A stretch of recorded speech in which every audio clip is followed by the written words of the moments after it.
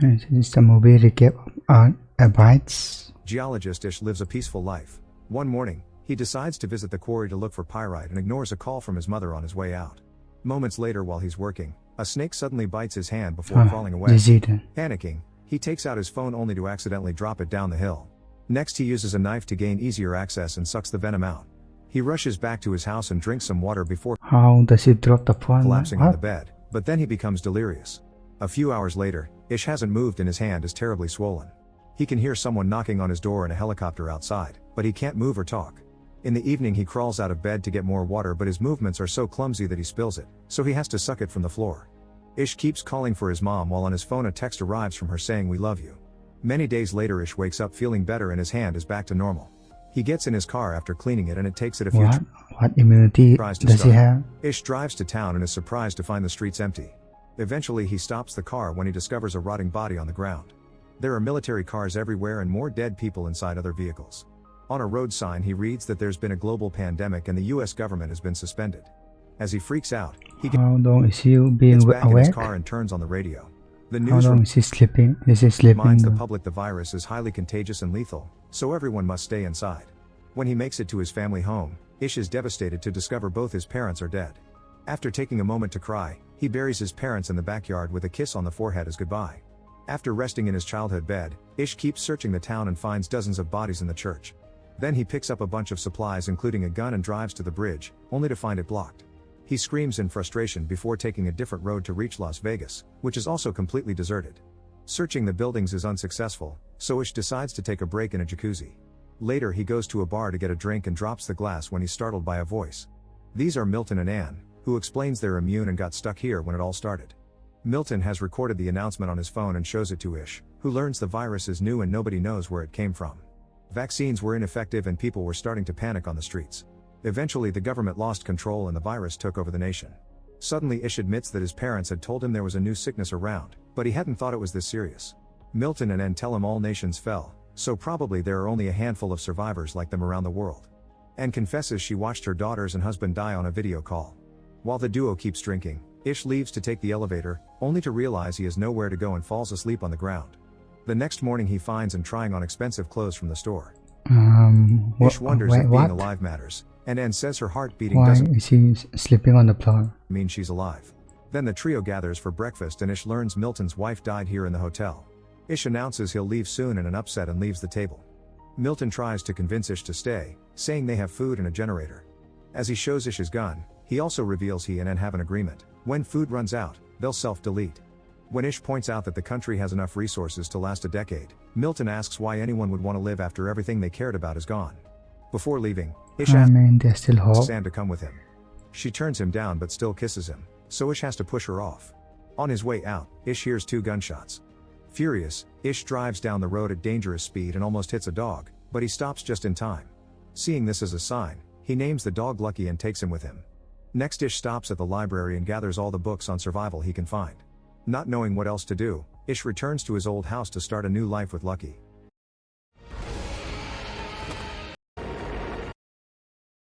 A year later, Ish is still alive. He keeps himself busy with chores and exercise, but he can feel he's starting to lose it and sometimes he drives his car in circles. One morning he hears Lucky barking and looks out the window to see smoke in the distance.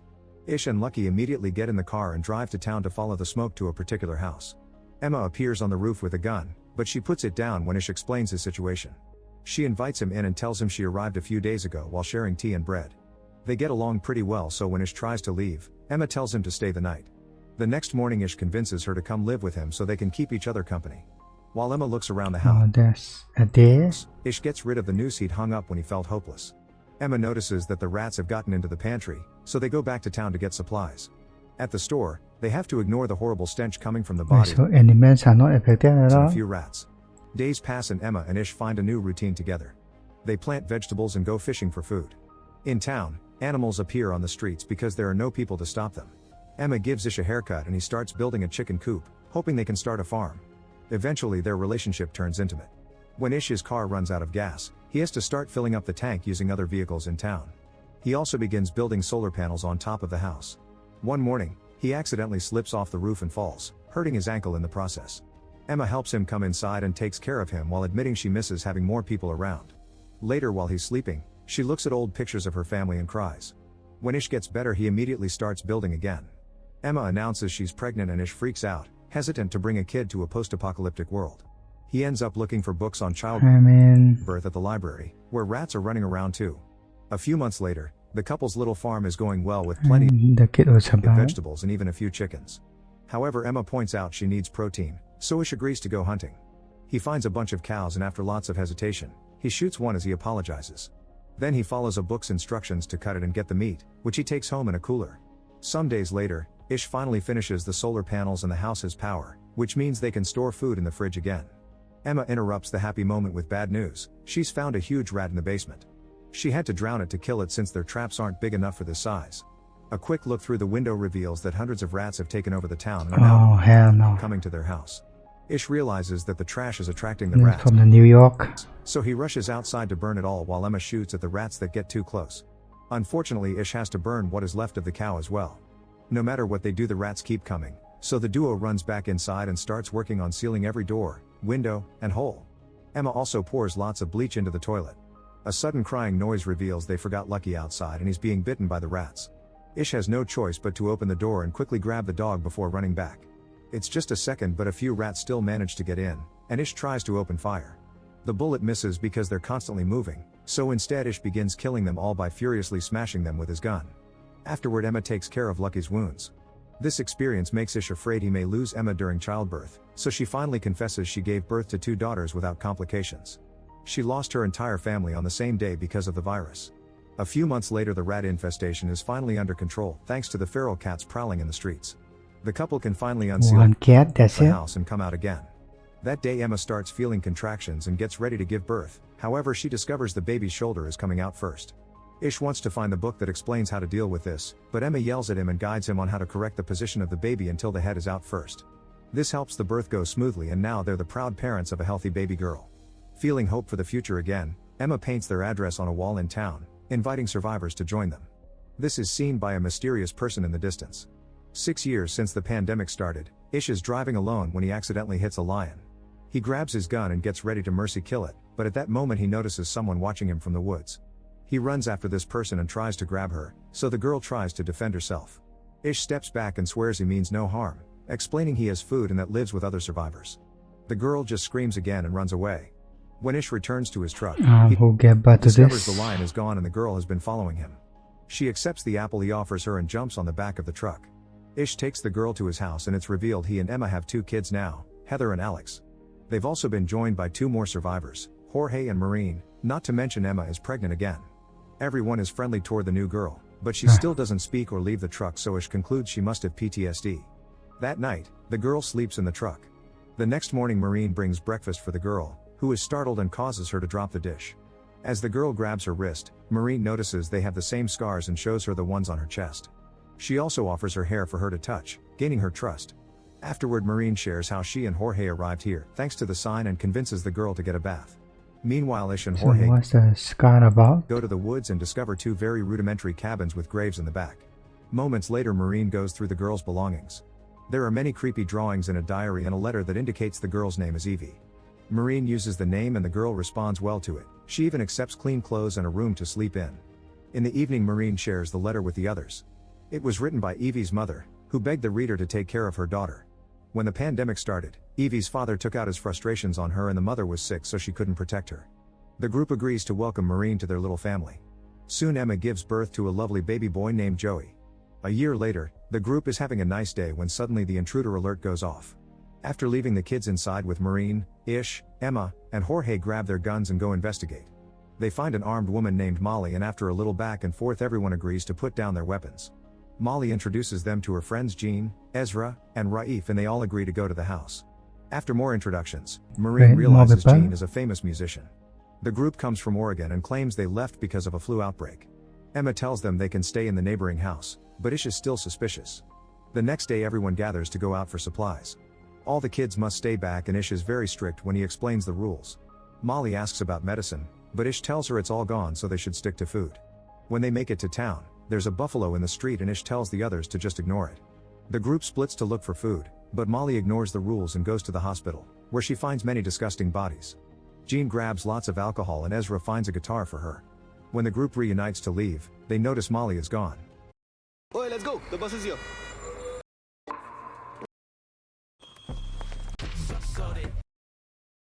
At the Is she going to get eaten by hospital, rats? Molly comes across a feral dog and uses a fire extinguisher to scare it away. Then she uses that same extinguisher to break a lock, which gives her access to a backup stash of medicine. When she finally goes back, Ish scolds her for breaking the rules, but he has to shut up when she shows him how much medicine she's found. That night, Jean uses her new guitar to sing for Breaking some rules is good, I everyone guess. over a bonfire, and Ezra tells a few bad jokes. After everyone goes to bed, Jorge shares his favorite memory with Maureen and they do the dirty for the first time. Meanwhile, Jean gets drunk in the kitchen. The next morning, Molly checks on Jean, who admits she drank a lot because she's trying to terminate her pregnancy. It's obvious she's having a breakdown, but Molly still promises not to tell Ezra. Time passes and the group continues to live peacefully. Jean's baby is born healthy, and soon Maureen has her own child as well. 14 years after the start of the pandemic, everyone is still living together as a big family and they celebrate Heather's birthday. Ish takes Joey to the library often, hoping to pass on his love for books. One afternoon, Ish and Joey notice that the wind is blowing pretty hard and it begins to rain, so they hurry to return home. They make sure everyone is safe inside, only to discover Lucky is missing. Ish goes looking for him and is devastated to discover Lucky has been killed by a fallen tree. Emma soon joins him and they cry together while clinging to the body. The next day, Lucky is buried in the garden. Later, Ish is watching the kids play when suddenly a mountain lion appears in the bushes. Ish tells the kids to run and jumps in to protect them, so the lion So CGI, bro. attacks him instead and begins mauling him. After so many years of silence, Evie begins yelling for help. Soon the other adults manage to rescue Ish and rush him to the hospital. Molly is a doctor, so he guides the group to help her with the injuries. She has to give Ish CPR to stabilize him before she starts working on closing up all his wounds. Meanwhile, Emma goes to the woods and when finally finds the lion, she shoots it multiple times as revenge. When Ish finally wakes up, Molly admits she isn't a full doctor, she's just a student that dropped out of college. However, Ish trusts her knowledge and soon he's able to walk again, so he goes back to his family. By the 17th year of the pandemic, Joey has become an excelling fisher and Ish is very proud of him, which makes Alex jealous. Raif and Heather are old enough to go looking for supplies alone, and while searching houses they're confused by many things from the old world. They get along well and soon they start dating. Eventually both teens are eager to see more of the world and after some discussion, their parents allow them to go. The teens fill a car with supplies and guns so they can be safe out there.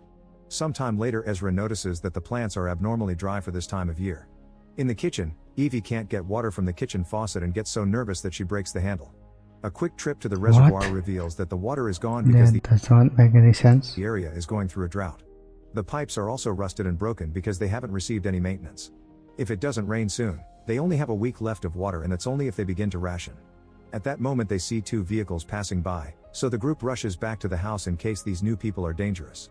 Minutes later, Charlie and Perry show up outside the gate with a canteen full of water as a peace offering. Charlie explains his group found a drill outside of Nevada and since then they've been drilling wells. They're willing to share this knowledge, so Emma finally opens the gate for them and both groups share a meal together.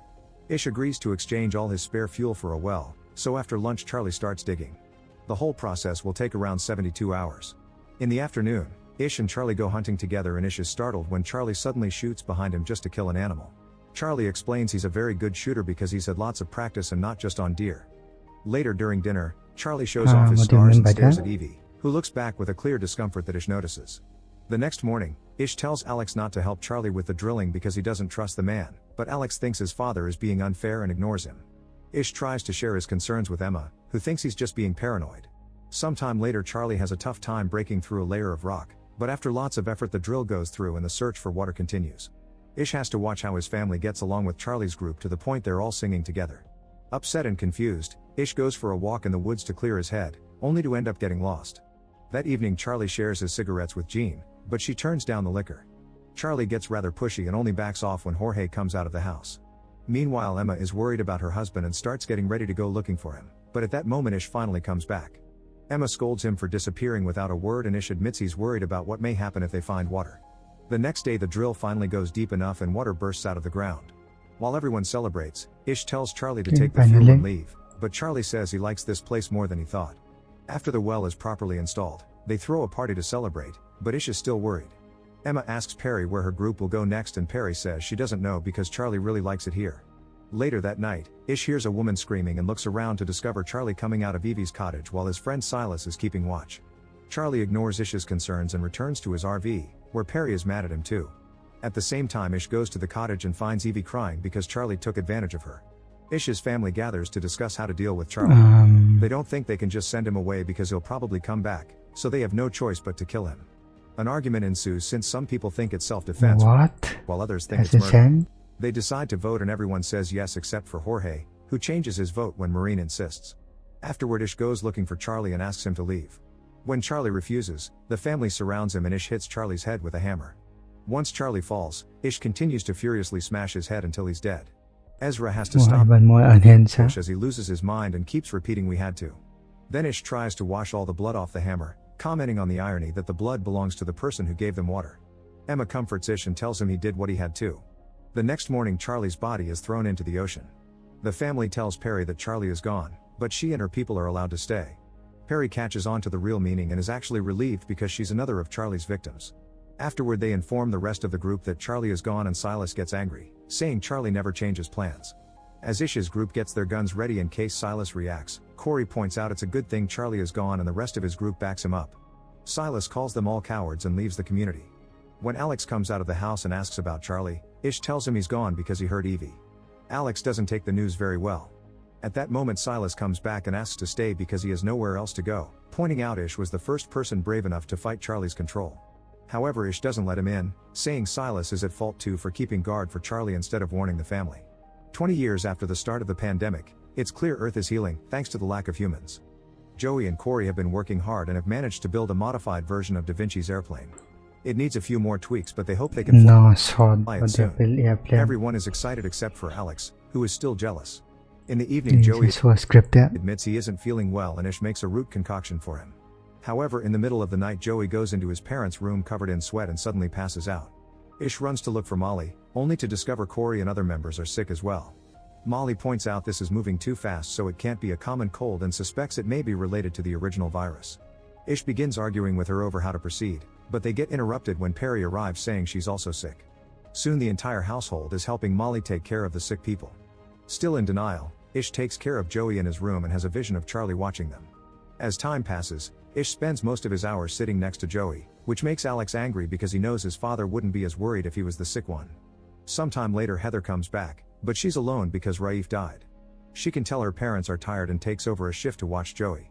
No matter how many days pass though, Joey doesn't get any better, and Ish thinks he's being punished by God for killing Charlie. Getting desperate, Ish decides to cut a hole in the bridge barrier, which is big enough for him and a bicycle. Now he can finally cross the bridge and reach the big city, which is covered in plants. He rushes to the hospital and after breaking a few doors, he finds lots of medicine. During his search, he has a vision of Charlie again and his guilt continues to haunt him. Ish decides to stop at the chapel and asks God to take him instead of Joey. At the house, Heather shares her journey with the others. She and Raif drove north but didn't find a single person. They got to see the beach and admired its beauty, but towns were unkept and rotten. One day, they saw some numbers with an arrow painted on a building. They started to follow them and found the same arrows painted on other buildings, trees, and even rocks, but they never took them anywhere. Eventually, they decided to stay a few days on top of a mountain. Suddenly they heard a noise and a strange man appeared in the woods. Heather tried to follow him, but he ran away. When the couple returned to their tent, the man reappeared and grabbed Raif from behind. Raif tried to fight him, but the man retaliated by stabbing him with a knife. A furious Heather immediately threw an axe at him, killing him. Raif only got to say goodbye before dying as well. After burying him, Heather started to make her way home on foot because her car broke down. Hearing all this makes Gene start drinking again. As soon as Ish comes back, he starts getting things ready for a blood transfusion, hoping to pass his immunity to Joey. Heather immediately calms him down and advises him against taking extreme measures too soon. Then she tells her to go to Molly because she's created a new medicine made from tree. Ish picks up Joey and takes him to Molly, who explains the medicine may take a few days to take effect. Since Joey is burning with fever, Ish gives him a freezing bath. A few days later, everyone is starting to feel better. Molly explains this is a freezing bath does it even help? Strain of the original virus and she can only treat it because it's weaker. Meanwhile, Corey asks Heather for a description of the man that killed Raif and realizes it was Silas. Now he has to decide if keeping the secret or not. Unfortunately, the medicine doesn't work on Joey, who says his final words to his parents and dies in his bed. Ish doesn't take it well and drives out of the house at great speed, ignoring his family's concerns. He finds the sign Emma painted years ago and covers it up. Then he goes to the library and starts throwing and destroying the books in a fit of fury. At the house, they bury Joey with a few more people who couldn't survive the virus either, and they hold a small funeral. Later, Emma finds Ish still at the library with a match in his hands. She reminds him it was all already gone before Joey, but he still has other children and friends to live for. This convinces him to return to the house, but he still doesn't know how to live again. A few days later, Ish goes on a hike and finds a beautiful view of the perfect sunrise, which shows what the world has become. When he goes back, he tells the kids he got it all wrong. He's been trying to teach them lessons from the old world, but now they live in a different place. Ish announces they don't need him to teach him anymore because the world is their teacher now.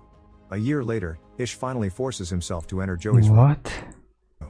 While picking up all the unused things, he discovers Joey's diary.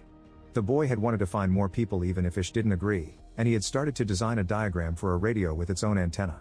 Wanting to celebrate his son's legacy, Ish tells the others they have a new project to work on together. Eventually the radio is finished and the antenna is installed on top of the house. The machine does work, but for now nobody answers. Ish spends every waking hour trying every single frequency, hoping someone out there eventually will come through. One afternoon Emma convinces him to take a break and they join a baseball game the others are playing using random objects from the house. They have an afternoon full of fun, but Heather can't help wondering why a ball game has so many numbers. Ish explains that in the old world, everyone was hung up on statistics, measuring, and ranking everything. Hearing this causes Heather to remember the numbers with the arrow, and Ish realizes they're a frequency. The group rushes to the radio and tries Heather's numbers. After a few minutes of silence, they finally get an answer. There's a 77-member community less than 100 miles away at what used to be a state park. After some discussion, Ish's group invites these survivors to join their community. 50 years after the beginning of the pandemic, an old Ish passes his hammer to Heather's oldest son. Ish tells him that his last lesson is that men and women come and go but the earth abides. Make sure to subscribe and turn on notifications. Yeah, it's just gonna be, I guess.